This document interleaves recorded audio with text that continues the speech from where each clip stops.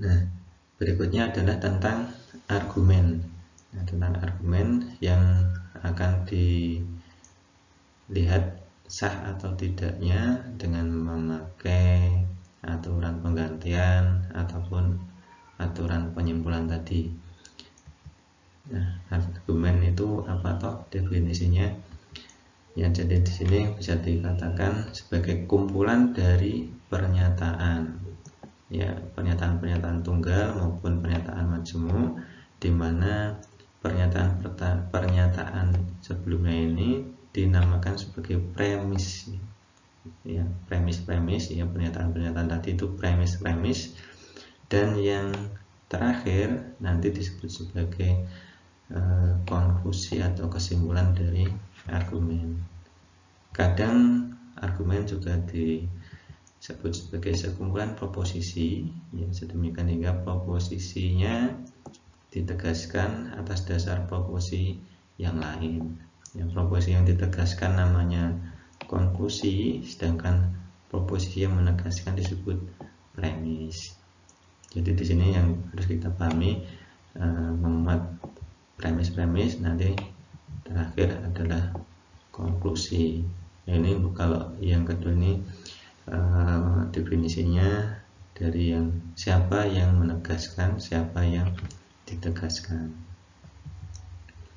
Nah, untuk predikat, ya, hasil akhir bukan benar atau salah seperti proposisi atau pernyataan, tetapi untuk argumen ini predikatnya adalah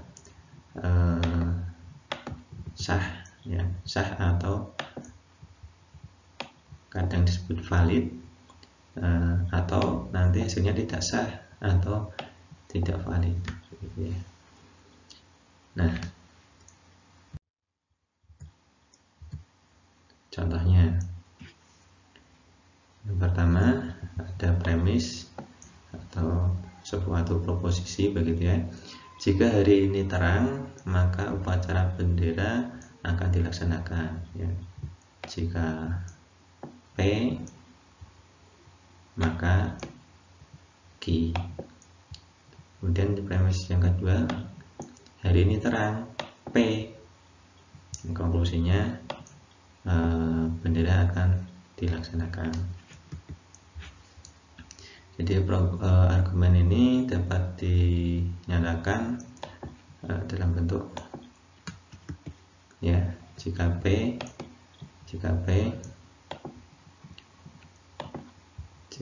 maka Q, kemudian ada P maka kesimpulannya adalah Q, seperti ini hasilnya. Selanjutnya contoh yang berikutnya, kita punya premis yang pertama, ini proposisi majemuk begitu ya, dan ini premis keduanya ini konklusinya. Jadi ada dua premis dan kesimpulan atau konklusi.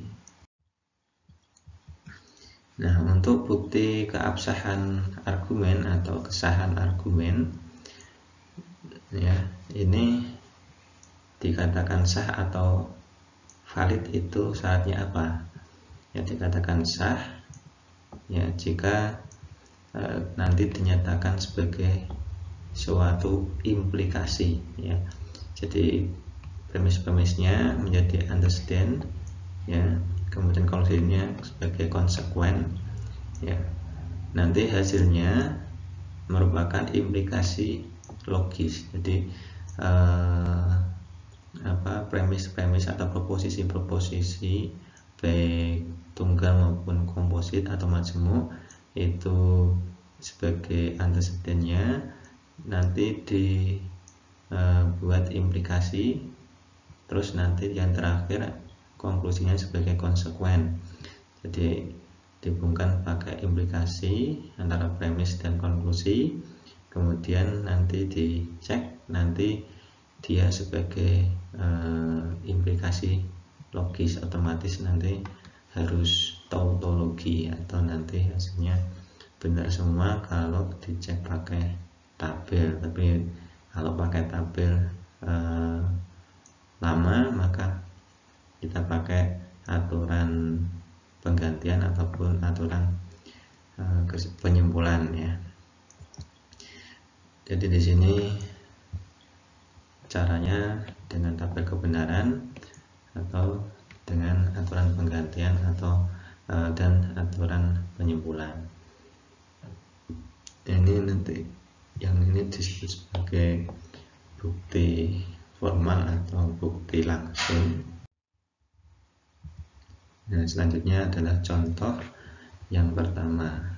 Jadi diminta membuktikan keabsahan argumen dengan menggunakan tabel kebenaran. Nah, ini bisa dilihat proposisinya sedikit, yaitu P dan Q saja ya.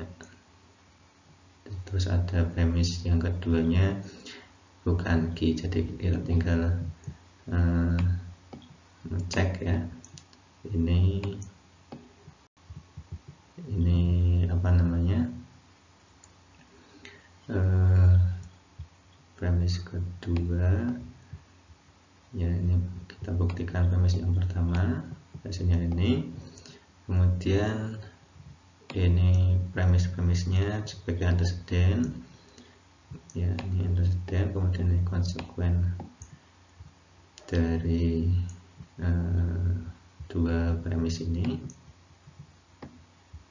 Nah, hasil akhirnya kita peroleh bahwa nilai kebenarannya semuanya benar, sehingga di sini suatu tautologi, sehingga kesimpulannya adalah argumennya sah atau valid. Contoh yang berikutnya, di sini menggunakan aturan penggantian ya. Di sini mungkin ini kelihatan banyak begitu ya. Ini kelihatan banyak,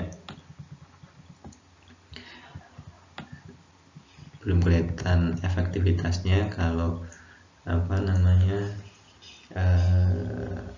proposisinya masih sedikit begitu ya.